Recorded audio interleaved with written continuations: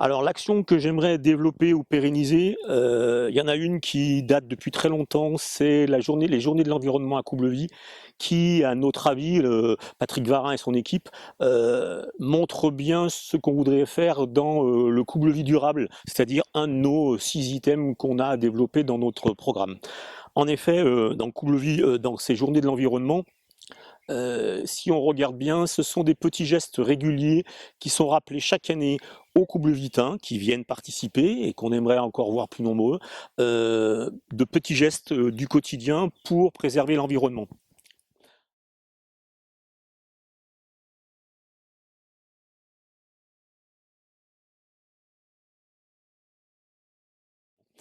Oui, j'ai un exemple qui me vient tout de suite en tête, et c'est dans l'air du temps, c'est le stand de VAE, c'est-à-dire vélo à assistante électrique, qui propose à des Coublevitain, ou du moins à tous ceux qui participent à ces journées de l'environnement, à essayer, à faire un essai pour utiliser ce moyen de déplacement doux.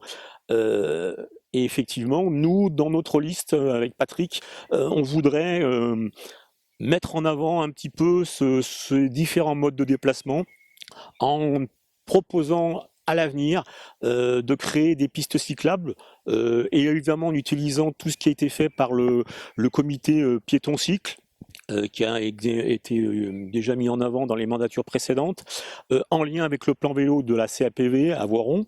On voudrait donc que ce moyen de déplacement, avec tout ce qui s'est passé durant cette période un peu compliquée où les transports en commun étaient interdits, il y a des gens qui ont retrouvé le goût et la joie de faire du vélo, eh bien profitons de ce moment-là pour montrer aux Coublevitain que leur commune est un endroit où on peut circuler de façon sécurisée avec des moyens de déplacement doux. Le vélo en fait partie, mais je pense aussi à tous ceux qui ont des déplacements mobilité réduite, les mamans avec leurs poussettes.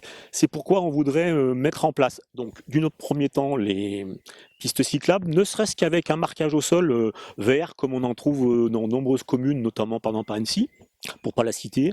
Peut-être aussi créer des trottoirs. Alors des trottoirs notamment devant la mairie de Coublevis parce qu'il en manque et c'est quand même le lieu où les gens se rendent quand même plus ou moins régulièrement.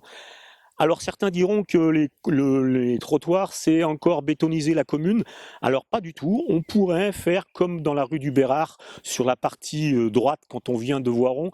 Il y a toute une bande de trottoirs qui est en gravillon, en Balthazar, qui permettrait justement de respecter la perméabilité des sols et donc bien être en adéquation avec le coublevis durable.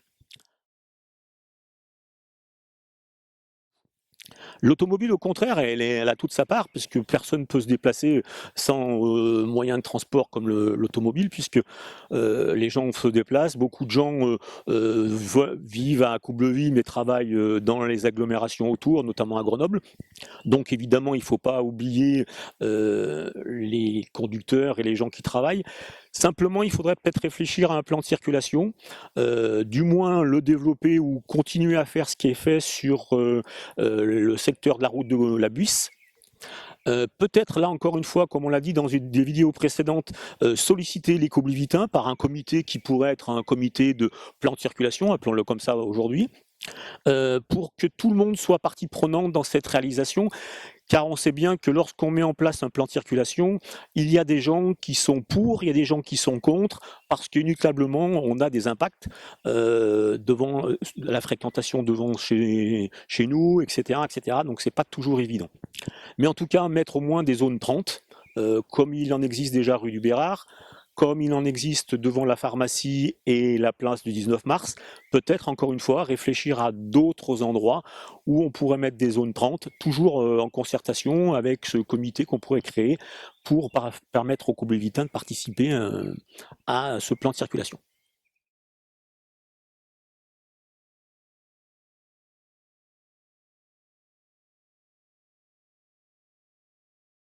Il y a quelque chose qui a déjà été réalisé, mais qu'il faut étendre et développer, en tout cas, surtout pas abandonner, c'est évidemment la chaufferie bois biomasse, puisque on sait qu'elle a toute sa place dans la commune, d'autant plus qu'elle correspond parfaitement à l'idée de faire des économies d'énergie, puisqu'elle utilise euh, des producteurs locaux qui viennent de Chartreuse et qui fournissent régulièrement cette chaufferie.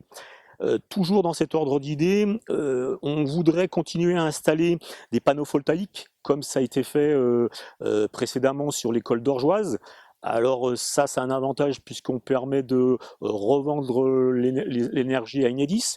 Et donc on voudrait mettre ces panneaux photovoltaïques futurs pour étendre notre parc photovoltaïque de la commune sur la nouvelle école qui sera créée si jamais nous étions élus. Pourquoi pas en mettre dans le parc Garangeau, sur tous les annexes qui sont autour des bâtiments communaux. Tout simplement penser à mettre des occultants dans les salles parties hautes d'Orgeoise pour éviter justement que les jeunes souffrent de la chaleur l'été. Alors on ne va pas mettre une climatisation parce que c'est pas en adéquation justement avec le respect de l'environnement, mais ne serait-ce que ces occultants permettraient aux jeunes de ne pas trop souffrir de la chaleur l'été et de permettre à ces gamins de pouvoir travailler dans de bonnes conditions parce qu'il faut penser aussi aux enfants. C'est l'avenir pour notre commune.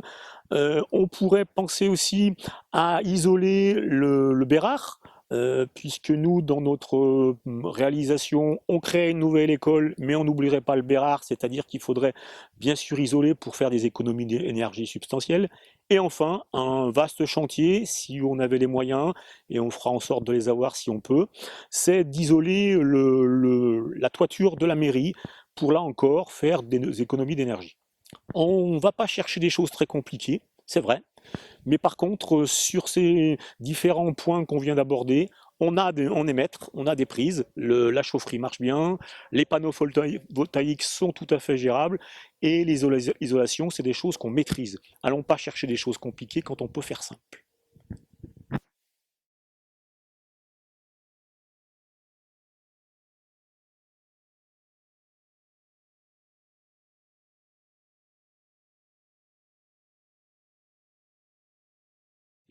Alors sur la biodiversité, soyons un peu pragmatiques et faisons simple.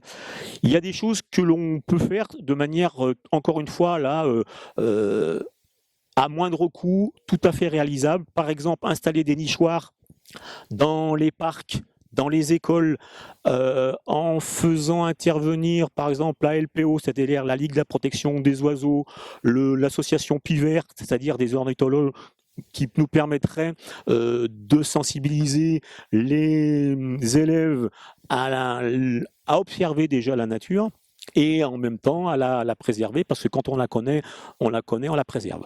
Deuxième petite chose qu'on voudrait mettre en place, c'est tout ce qui est, par exemple, mise en valeur et développer le jardin partagé. Peut-être qu'il n'est pas assez mis en valeur, et c'est un tort, il faut justement le valoriser.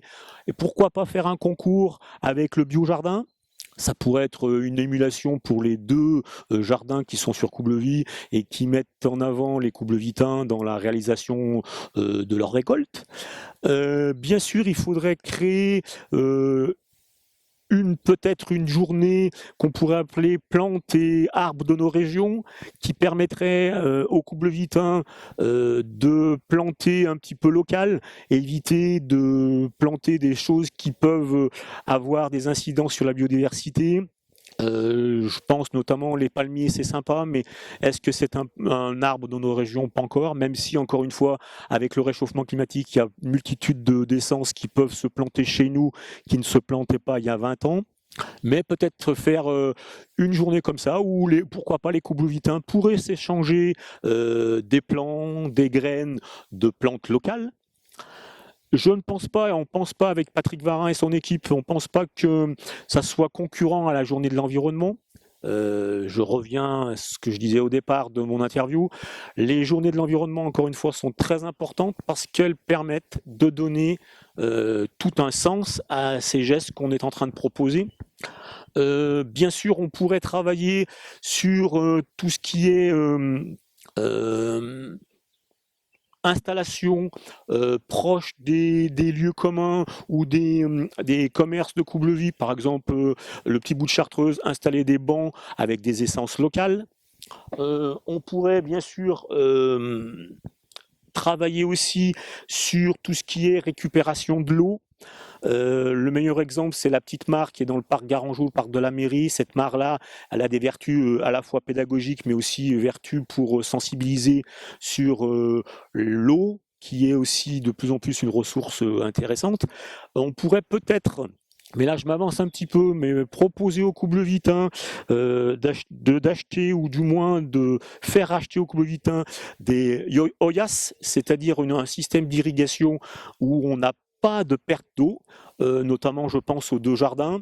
Soit on en achèterait pour ces 2 jardins, soit on en ferait acheter pour les Coublevitain.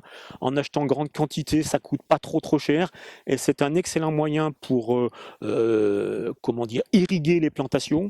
Alors c'est vrai pour les plantations, le potager, mais c'est vrai aussi pour tout ce qui est arbres et plantes d'ornement. C'est particulièrement vrai dans les périodes de sécheresse, particulièrement vrai dans les périodes où on s'en va en vacances, pour éviter qu'au retour on ait des plantes toutes desséchées.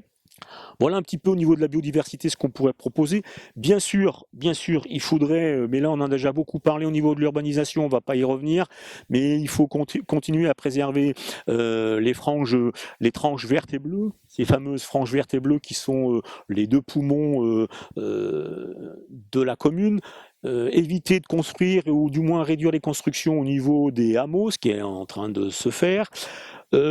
Toujours en concertation avec les Coublevitain, peut-être penser à continuer à étendre la réduction de l'éclairage public de 23h à 5h du matin, ce qui se fait de plus en plus dans un nombre de communes en France. Là, bien sûr, on ne mettrait pas les Coublevitain à part, au contraire, ils seraient partie prenante, peut-être dans un comité sur justement la biodiversité.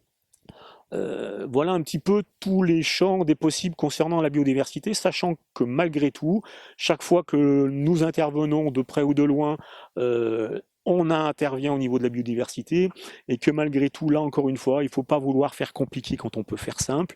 Il y a des petites choses qu'on peut simplifier, mais d'autres qu'on ne peut pas. Donc il faut faire en sorte que la biodiversité de la commune soit pérennisée. Bien sûr, on pourrait continuer à mettre en avant par rapport à ce que je disais tout à l'heure sur la journée plantes et arbres de nos régions, il faudrait peut-être réfléchir à refleurir, replanter la place du 19 mars, qui est quand même à ce jour pas très bien entretenue, avec des essences d'arbres plus ou moins qu'on pourrait revoir en tout cas.